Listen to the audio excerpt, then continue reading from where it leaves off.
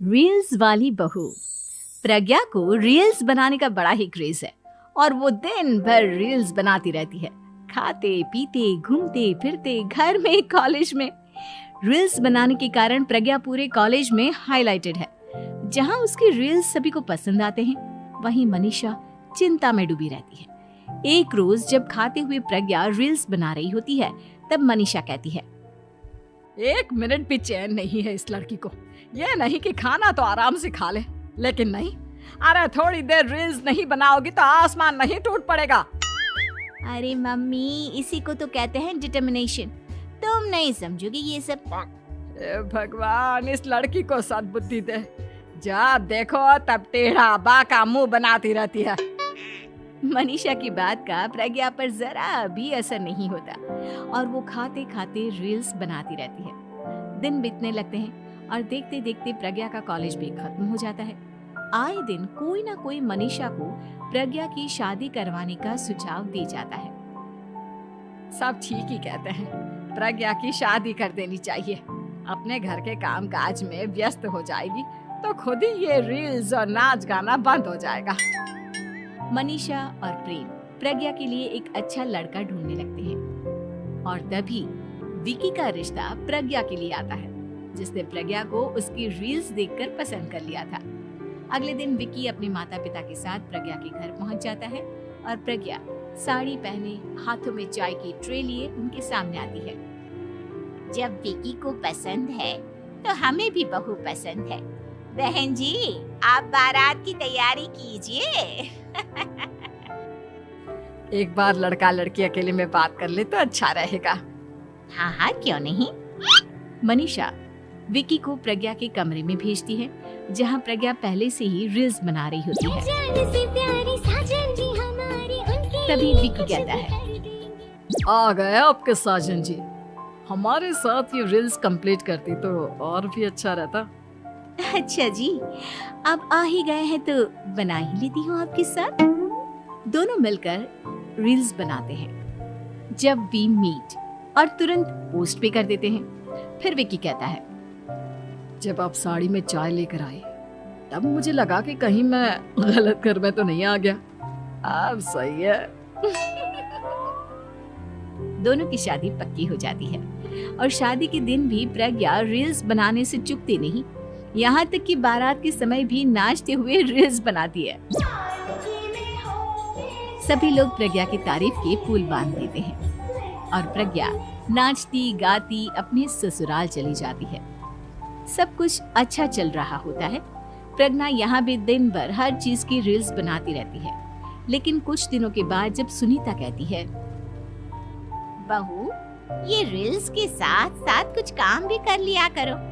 वैसे तुझे और क्या क्या बनाना आता है? मम्मी जी, वैसे तो सब कहते हैं कि मैं सब कुछ अच्छा बनाती हूँ, लेकिन मुझे लगता है कि मैं मैगी अच्छा बना लेती हूँ। हाँ, कॉफी भी अच्छा बना लेती हूँ और मुंह तो सबसे अच्छा बना लेती हूँ। हैं? अच्छा अच्छा। सुनीता अपना माथा पकड़ लेती है और कहती है, बहू, कुछ खाना बनाना भी सीख लेती। मम्मी जी, मैं लंबी प्लानिंग कर रही हूँ। जल्दी ही मैं इतनी फेमस हो जाऊंगी कि मुझे पैसे मिलने लगेंगे। हम दोनों सास बहू राज करेंगे, राज। नौकर काम करेंगी और लोगों की तो लाइन लगेगी हमसे मिलने के लिए। तेरा दिमाग खराब हो गया है क्या बहू? हंसी मजाक तक ठीक है, लेकिन इस तरह घर नहीं चलते। जितना जल्दी हो इस घर के तौर तरीकों को सीख लो। प्रज्ञा मुंह घुमाकर चली जाती है और तुरंत उसी वक्त एक रील बनाती है। ये देख सुनीता का गुस्सा 7वें आसमान पर चला जाता है और विकी के घर आती ही सुनीता उसे सब कुछ बताती है। विकी भी अब प्रज्ञा की इन हरकतों से परेशान हो जाता है। तुम टेंशन मत लो मम्मा, मैं देख लूंगा। विकी कमरे में जाता है तो देखता है कि प्रज्ञा रील्स बना रही है। विकी बड़े ही प्यार से प्रज्ञा से कहता है, प्रज्ञा, इन सब के लिए मैं तुम्हें मना नहीं कर रहा हूँ, लेकिन फिर भी हर वक्त तो ये अच्छा नहीं लगता ना। समझने की कोशिश करो, मुझे भी तुम्हारा थोड़ा वक्त चाहिए। मैं जब ऑफिस से आता हूँ तो मुझे समय देने की जगह इसी में लगी रहती है। तुम ज्यादा ही सोच रहे हो। तुम भी मेरे साथ रील्स बनाओ ना, तुम्हें भी बहुत अच्छा लगेगा। तुम्हें इज्जत से कोई बात समझ में नहीं आती क्या? दिमाग खराब हो गया है तुम्हारा इस चकाचौंध से। अगर तुमने अपना रवैया नहीं बदला तो मैं तुमसे दूर चला जाऊंगा। तुम ही रिश्ता लेकर आए थे, मुझे लड़कों की कमी नहीं थी और ना आज है। विकी दरवाजा पटक कर चला जाता है। धीरे धीरे विकी प्रज्ञा से दूर होता जाता है। एक रोज मनीषा प्रज्ञा के ससुराल उससे मिलने जाती है। तब सुनीता उससे कहती है, बहन जी अब आई हैं तो कुछ दिन यहाँ रहकर जाइएगा, आप ही का घर है। हाँ मम्मी, बहुत दिन हो गए तुम्हारे साथ एक भी रील नहीं बनाई मैंने। प्रज्ञा तुरंत अपने फोन में रील्स ऑन कर लेती है। ये सब मुझसे नहीं होगा। तेरा ये भूत अभी तक नहीं उतरा क्या? बहन जी आप कुछ कहती नहीं क्या इसे? जब आप ही कुछ नहीं कर पाई तो मैं कर ही क्या सकती हूँ, सास तो वैसी ही बदनाम है।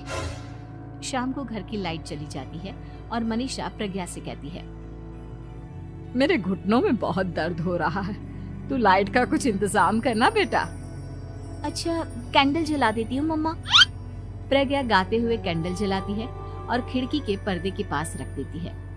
मनीषा जिसे बहुत दर्द हो रहा है वो सो जाती है और प्रज्ञा हमेशा की तरह अपने रील्स में लग जाती है। उधर कैंडल की वजह से पर्दा आग पकड़ लेता है और मनीषा के कमरे में आग लग जाती है। बचाओ, कोई है, बचाओ। सभी भागते हैं और विकी कमरे की आग बुझाने में लग जाता है, लेकिन तब तक मनीषा आधी जल चुकी थी। मनीषा की हालत देख प्रज्ञा रोने लगती है। विकी मनीषा को तुरंत हॉस्पिटल ले जाता है और उसे एडमिट कराता है। विकी प्रज्ञा से कहता है, देख लिया ना, तुम्हारे इस नाच गाने की वजह से आज तुम्हारी माँ की जान जाते जाते रह गई। अब पता नहीं तुम और क्या चाहती हो।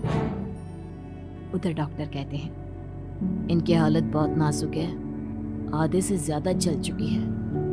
प्रज्ञा रोती हुई मंदिर में जाती है और भगवान के आगे जाकर कहती है, भगवान मेरी माँ को ठीक कर दो, मैं कसम खाती हूँ हाथ से ये रील्स बनाना छोड़ दूंगी, बस मुझे मेरी माँ वापस मिल जाए। 2 दिन बीत जाते हैं और मनीषा खतरे से बाहर आ जाती है।